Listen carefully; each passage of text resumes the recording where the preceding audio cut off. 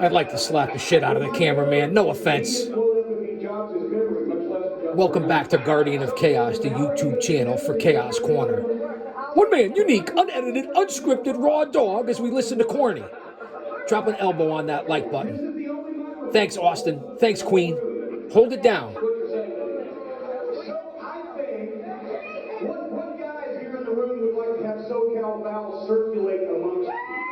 I apologize for the camera. I think you should circulate amongst the people that we call on and get their question and then delay the question on up to us. Gotcha. You can do it like this. He said! This is the Q&A for the hard of hearing on Saturday Night Live, right? Okay. So, if you want to ask a question of our illustrious and esteemed panel up here, what in the world is it?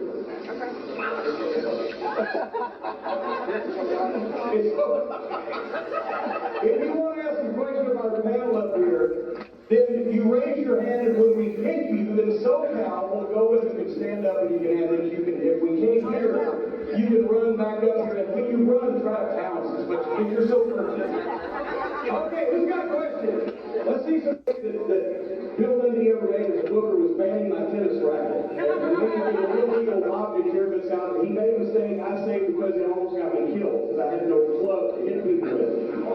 So we're in Biloxi, and we clothesline. No, we hit you with my shoe. Hit Robert with the shoe.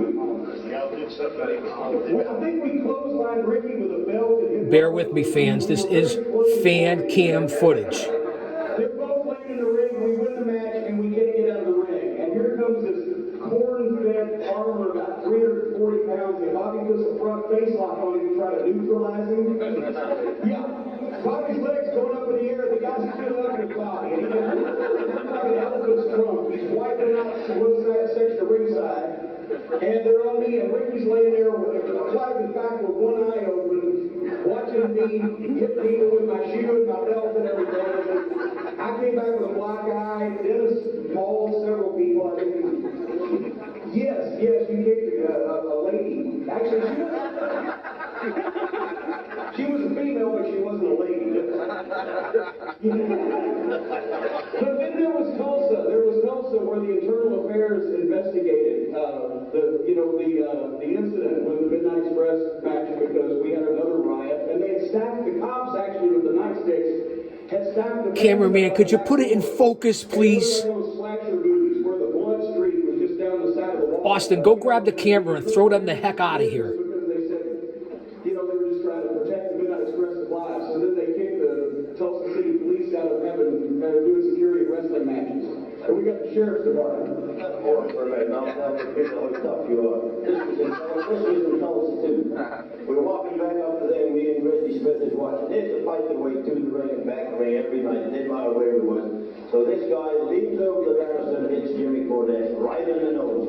Wow! Blood all over the place. Now Jimmy's mad. He doesn't quite know what to do. So Big Bill Watts goes, he gets the skate, go get this guy, and we handcuff him, or the cop did. So somebody said, go punch him, Jimmy. It's all over the place. All the blood is out. It's like food.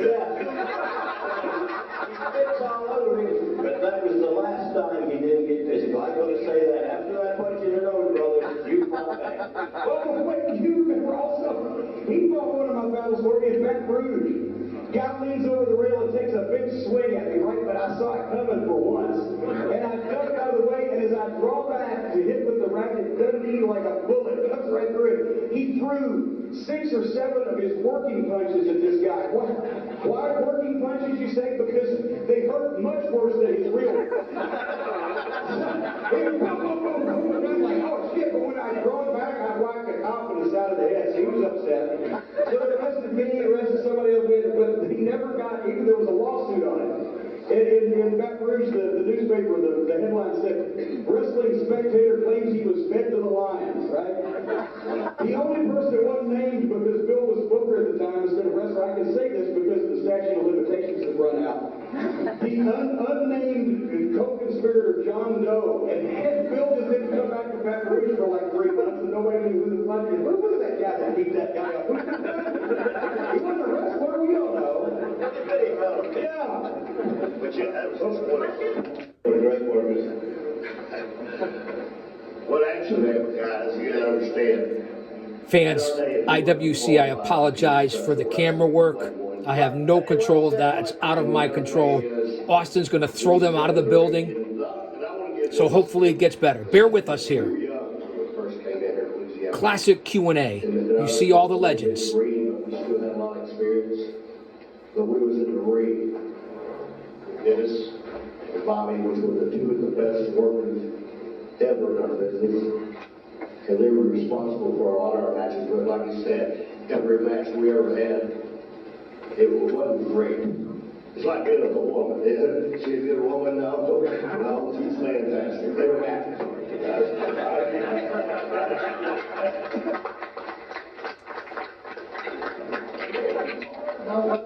Is the room spinning or is it just me? Get your ass out of my face. And we got to the Army and looked at that thing, and I said, the University of Alabama football team couldn't catch me coming off like that. I'll kill all of us. And plan B in the panic and the dementia that I was suffering from knowing that I was going to severely fuck myself up was I told Bubba, I said, just get your arms out, get your arms under me, and we'll drop and roll to the left like the parachute jumpers, right? And he's like, Jimmy, you feel so fast. I know.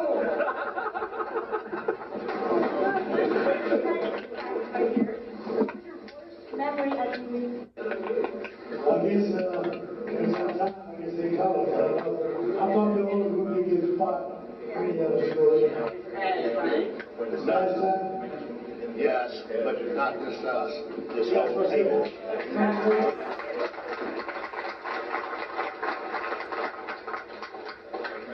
As a cameraman, you're not supposed to clap along with the fans. I went up these houses 19 years ago, sat in these big ass house up there in Connecticut. Shane was a little bitty fellow. Brain of a dehydrated BB. Triple H wasn't around. I had to move to New York. I said, son, if I want to be in New York, I'll already be here.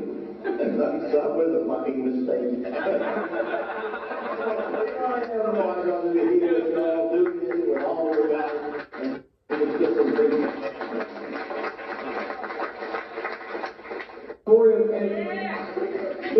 In my God, we have downtown fans. In my younger days, I had a lot more hair, right? And it was thicker. And I also am a free perspire. And it was, I think, late summer, so it was 150 degrees in the downtown for it. We had the match, it's Dr. Death, it's out of this was your brainchild. I'm not sure exactly. Could somebody focus the camera?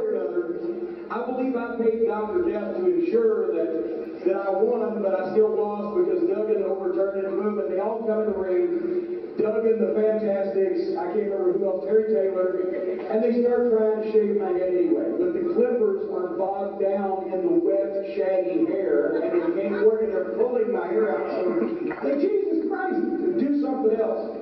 So then they get scissors and they break the scissors. And finally, I feel like I'm hanging out with the band Foreigner. Ooh, double vision, did it, I see double vision, did it, no? Too much? Too soon? And I'm looking up and I said, guys, I'm believing. And Terry Taylor was trying to hold on to me, and I was weaseled out of there. They had put a strip up this way, a strip up, it looked like I had chemotherapy. So there was long in the back. I ended up having to shave in the back myself, but it was a mess. And that's where, with head shaving, sometimes do not go off as scheduled, especially with wet hair and shitty clippers. That's just a word of the wise. If you want to shave somebody's head, don't let their hair be wet and don't have shitty clippers. Blue Thunder. There was, in the old days on Atlanta TV, the guys that would show up and come to wrestle the opponents, or job guys as we used to call them, were sometimes not the most experienced wrestlers in the world, and you know they were hired for $50 to come in and get some experience. That's the way that Big Bubba Rogers, Great Trailer, started out, was doing jobs on Atlanta TV when he had like 4 matches. But in this case, one day we're matched with, I can't remember, a local guy from the Carolinas, this guy we've never seen before, came in with 2 bodybuilders. But he was about 5'4" and probably 140 pounds at that. In those days, that did not make a professional wrestler, right? It was minute, smallest guy I'd ever seen in the ring at that point in time. And he wanted to be known as Blue Thunder, right? Dusty Rhodes renamed him Wee Willie Wilkins. He was already ticked off before he got in the ring, right? So the first thing that happens is Dennis, boom, pickles him and slams him and throws him out of the ring, and he jumps up on the apron and jumps back in over the top. Right? He's going to be now we find out this guy's going to be a star in front of his friends on national TV, on TBS. So they did a couple other things to him, and he would pop right back up. So he ended up, he tagged out, his partner would wrestle the rest of the match, and then he tags in for the finish. And boom, Dennis grabs him, tags Bobby, Dennis plants him with the power slam. Bobby comes off the top, rocket launcher, boom, 1, 2, 3, the Midnight Express win, big surprise, right? However, you gotta see this. As Bobby gets up and raises his hand, old Wee Willie is laying there flat on his back, but he raises his leg up and kind of kicks Bobby in the ass. And then when Bobby turns around like, okay, boom, kind of stomped him in the head, right? Turn around, raises his hand, old Wee Willie scooches over on his butt, throws his leg up, kicks Bobby in the ass again. Second time we saw it real good, okay. Dennis turns and is like, well, I start to say, you son of a bitch. As Dennis turns and Bobby turns, they're going after the guy. And now the partner of Wee Willie is so panicked that he's trying to run away from his ass kick and he knows it's coming. But he's scared and he doesn't know what he's doing and he runs toward Dennis. He just punched him right between the eyes. But he didn't have anything to do with it. They started kicking the shit out of Wee Willie. And I'm starting, because I was down on the floor, I'm starting to come in the ring and Wee Willie is coming this way. So as he's trying to get out of the way of the Midnight Express, he comes over the bottom rope and I'll whack him with a kneecap with the racket on the way by. And he crawls and he runs out of the studio. We regroup ourselves. Everybody's a little incensed. So here the boys come around the corner. They're going to have something to say to Wee Willie in the back. And there, as we come around the corner, is Dusty Rhodes standing looking at Wee Willie. And he's doing this. He's going, and I'm going to tell you right now, if you're going to make a comeback on somebody, make a comeback on me, motherfucker. Get the fuck out of my business. And we never saw Wee Willie again.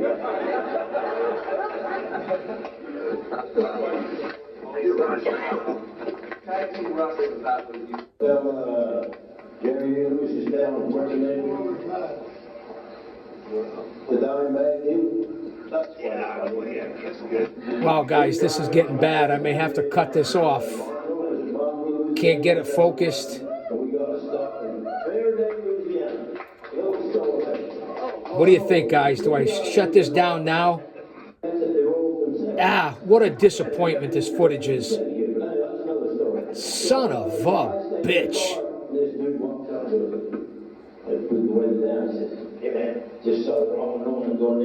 I mean, at least we could hear it. Well, I don't smoke pot, but they do, so it's not no good for a dime. All right, fans, we're coming right back. I apologize about the video and the footage. And me and the guy make the show.